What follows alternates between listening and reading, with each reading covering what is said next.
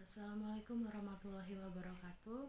Saya Puji Trihandayani dengan NPM 1921010263, Prodi Hukum Keluarga Islam. Di sini saya akan menjawab soal Kesyariahan 1, dosen penguji Bapak Dr. Haji Muhammad Zaki MAG.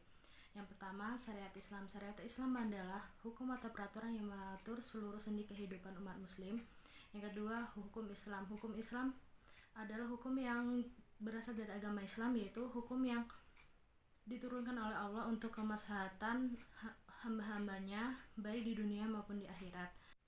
Ilmu fikih adalah salah satu bidang dalam syariat Islam yang secara khusus membahas persoalan hukum yang mengatur berbagai aspek kehidupan manusia, baik kehidupan pribadi, kehidupan bermasyarakat maupun kehidupan manusia dengan Allah.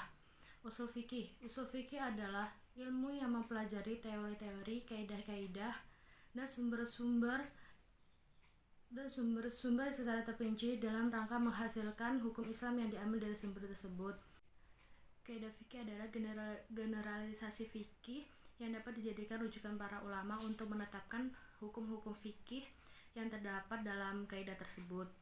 Soal kedua yaitu ijtima'. Ijtima' adalah kesepakatan para ulama yang biasanya memutuskan perkara kebenaran suatu hadis atau ayat-ayat dalam Al-Quran. Contohnya menjadikan as-sunnah sebagai sumber hukum Islam yang kedua setelah Al-Quran. Qiyas adalah kegiatan yang dilakukan untuk menyamakan suatu peristiwa yang tidak memiliki nas dalam hukum kepada kejadian memiliki nas dalam hukum. Contohnya menentukan narkotika sebagai bahan kamar atau minuman keras. Yang selanjutnya istihsan adalah tindakan meninggalkan satu hukum demi hukum lainnya disebabkan karena adanya suatu dalil syarak yang mengharuskan untuk meninggalkannya. Contohnya, menurut mazhab Hanafi, bekas minuman buah seperti elang itu halal untuk diminum. Maslahah adalah mengambil manfaat dan menolak kemudaratan dalam rangka memelihara tujuan-tujuan syarak.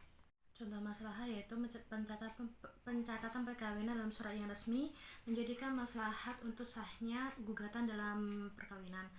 Selanjutnya, saddu dzariyah merupakan jalan yang menyampaikan kepada tujuan baik yang halal maupun yang haram. Contohnya perbuatan zina hukumnya haram, maka melibatkan aurat wanita yang mengantarkannya kepada perbuatan zina.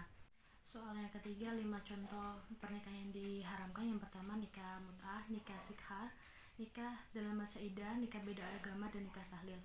Yang keempat, syarat sah nikah. Yang pertama, calon pengantin perempuan dan laki-laki beragama Islam tidak menikah dengan mahram, memiliki wali nikah, dihadiri saksi, tidak dalam masa ihram. Yang keenam, tidak dalam paksaan. Rukun nikah. Yang pertama, terdapat calon pengantin laki-laki dan perempuan yang tidak terhalang hukum syara untuk menikah. Yang kedua, calon pengantin perempuan harus memiliki wali. Yang ketiga, dihadirkannya 2 orang saksi untuk menyaksikan saat tidaknya pernikahan. Terus yang keempat, diucapkannya ijab oleh wali perempuan. Yang kelima, diucapkannya kabul oleh pengantin laki-laki. Yang kelima, 2 hadis dan 2 ayat Al-Quran yang berhubungan dengan hukum keluarga atau munakahat. Yang pertama, hadis riwayat Al-Baihaqi, Bismillahirrahmanirrahim, iza tazawaja abadu faqad kamala nasfadin fal yatakilaha finisfin baki, yang artinya jika seseorang menikah maka ia telah menyempurnakan separuh agamanya, karenanya bertakwalah kepada Allah pada separuh agama yang lainnya. Hadis yang kedua yaitu hadis riwayat Ibnu Majah, Bismillahirrahmanirrahim, alaikum bil abaq harif fa innakunna azabu afwahawa wa antaku wa arhamma wa ardo bil yashiri, yang artinya nikahilah gadis perawan karena mereka lebih manis bibirnya, lebih subur rahimnya, dan lebih ridho dari yang sedikit.